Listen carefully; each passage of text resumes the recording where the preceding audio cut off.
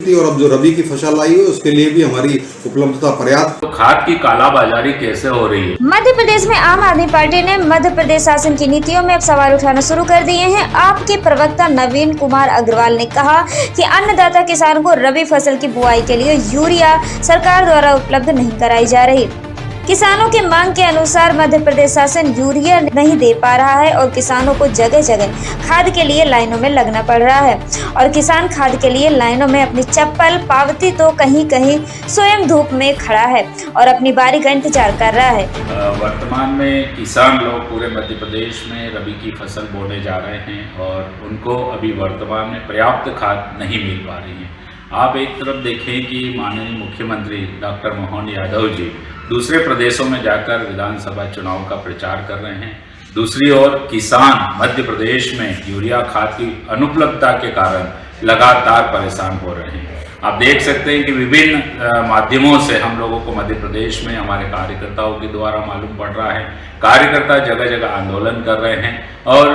ये देखने में आ रहा है कि जो किसान लोग हैं वो वितरण केंद्रों पर लाइन लगा के खड़े हुए हैं और अगर वहाँ पर पर्याप्त उनके लिए लाइन में अगर जगह नहीं है तो अपनी पावती लगाकर लाइन लगा रहे हैं, कहीं पर चप्पल रख के लाइन लगा रहे हैं। ये बड़ी शर्मनाक स्थिति है कि मध्य प्रदेश में कि डॉक्टर मोहन यादव और भाजपा की सरकार किसानों को पर्याप्त मात्रा में खाद नहीं दिला पा रही है। दूसरी बड़ी विचित्र बात होती है कि अगर लाइन लगा के खड़े हैं किसान और जब उनकी बारी आती है घंटों बाद तो उसमें भी देखने में आ रहा है कि उनको जो रकबा है उसके मान से अगर उनको 10 कट्टे खाद चाहिए तो उसकी जगह 1 कट्टा दिया जा रहा है। ये बड़ी विचित्र और गंभीर समस्या है। एक तरफ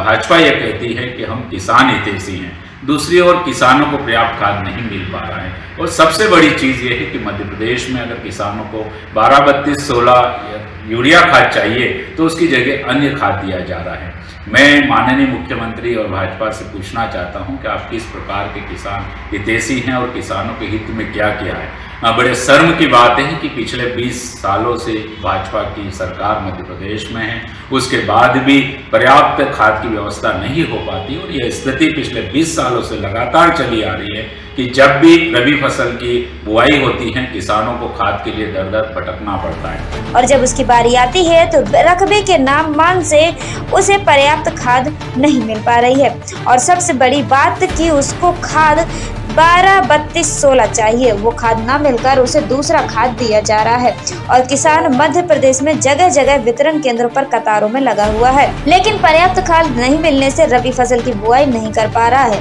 प्रदेश के मुखिया डॉक्टर मोहन यादव दूसरे प्रदेशों में जाकर चुनावी रैलियों में भाषण देकर चुनाव प्रचार में व्यस्त है, जबकि प्रदेश में किसानों को खाद न मिलने से क्या हाल है उसकी उन्हें कोई चिंता नहीं है। जब मामले को लेकर बीजेपी प्रवक्ता सत्येंद्र जैन से पूछा गया तो सत्येंद्र जैन ने कहा कि बीजेपी किसान को भगवान मानती है और रही बात खाद की तो बीजेपी सरकार ने खाद के अवैध व्यापार में अंकुश लगाने का कार्य किया है और अब किसानों को पर्याप्त मात्रा में खाद वितरण का कार्य कर रही है। हमारी सरकार ने लगातार किसान के हित में फैसले लिए हैं और किसानों की जरूरतों से ज्यादा खाद का क्रय सरकार द्वारा किया गया है और किसानों को किसी भी प्रकार की कोई समस्या नहीं है। आप पार्टी झूठ की राजनीति करती है और जनता को भ्रमित करने का कार्य करती है। मध्य प्रदेश किसानों को अन्नानाम पते नमः क्षेत्राणाम पते नमः मानती है, उनको देवता मानती है, बलराम मानती है, उनकी अनेक योजनाओं के द्वारा पूजन अर्चना करती है। जहाँ रही बात खाद की तो खाद भी हमने नीम कोटेड यूरिया किया। आज से पहले क्या माने कि कभी यूरिया आता नहीं था,